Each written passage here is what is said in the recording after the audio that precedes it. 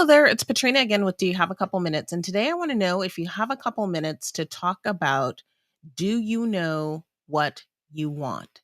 Sometimes we can focus on the wrong things with the best of intentions, and this can lead to asking the wrong questions and actually creating confusion that diverts us away from what we really wanted. Let me give you an example.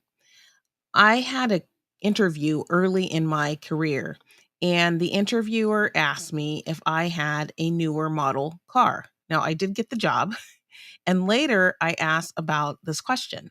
The interviewer said that they wanted to know if I had reliable transportation to get to work. And so I countered at that point saying that it seemed like what you really wanted to know was if I was able to arrive to work on time daily. Another time, an interviewer started out with a compliment saying, "You're a pretty attractive girl. How would you handle catcalls from flirtatious employees that were looking for attention?" And my response was that I tried to engage with people in a respectful manner, and that typically over time that actually worked and rubbed off on them. I was also offered that job. And in the last case, the interviewer, I think, wanted to understand how I might show up in an uncomfortable or difficult situation. So maybe a better question might have been, tell me about a time when you had a difficult or uncomfortable situation and you had to show up or you had to lead in that particular instance. Recently, I was speaking to a manager at a professional services company that was having a difficult time coaching a team member to prioritize and deliver results.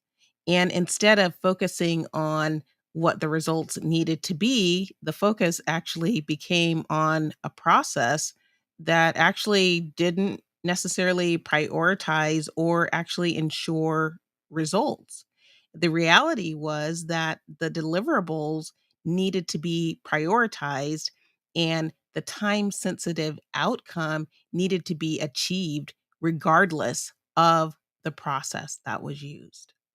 So, the point here really is that it's important to understand what we want to achieve and to be clear in terms of the process that we want to use to achieve it.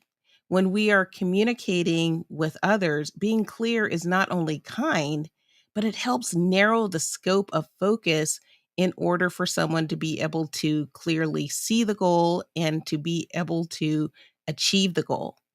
Being clear eliminates assumptions. I could have had a new car in that first instance that maybe I was letting my brother use to get to work and been relying on an unreliable bus route. So if I answered that I had a new car, that would have been a correct answer. But the assumption that I used that car to get to and from work could have been the wrong one. This week, take some time to reflect on the clarity of your communications. Are you asking for the information you need? Are you ensuring your request is understood? When you share information, do you provide context for understanding that information? Practice communicating so that you cannot be misunderstood. When we take time to understand our needs and our wants, and we take time to ensure we communicate those needs and those wants with clarity, this just may be yet another key to helping us live a more fulfilling life. And with that, that is my few minutes for today.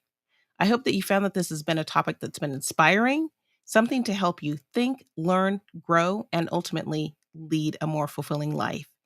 Thank you to those of you that have provided ratings on the different podcast platforms. I really appreciate that. I hope that if you are enjoying this podcast, that you will like this podcast and that you will share it with others so that they can come along our learning journey as well. Be sure to follow the broadcast, and that way you will get pop ups when the new ones become available. And as always, I encourage you to check out the show notes where you'll find information on my publications, Lift Off to Landing, which is a fictional publication, and my leadership book called Leading Self, Leading Others with 20 topics to help you develop better leadership skills and then be able to share those skills with others. Thank you so much for joining me, and I hope you have a fantastic rest of your day, and I hope to see you back next time. Until then, bye-bye.